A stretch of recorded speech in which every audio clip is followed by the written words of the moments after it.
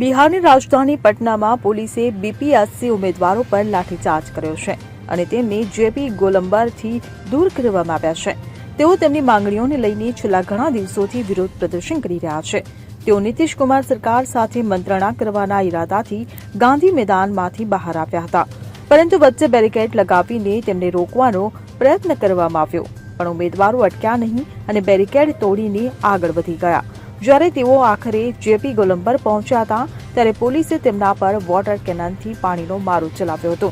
JP ગોલંબર તરફથી સામે આવેલા વિડીયોમાં જોઈ શકાય છે કે કેવી રીતે ઉમેદવારો પર વોટર કેનનનો ઉપયોગ કરવામાં આવી રહ્યો છે.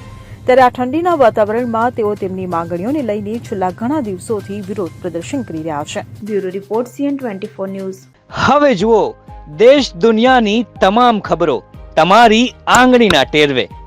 ઉઠાવો મોબાઈલ અને Google Play Store પરથી ડાઉનલોડ કરો અમારી CN24 ન્યૂઝ મોબાઈલ એપ.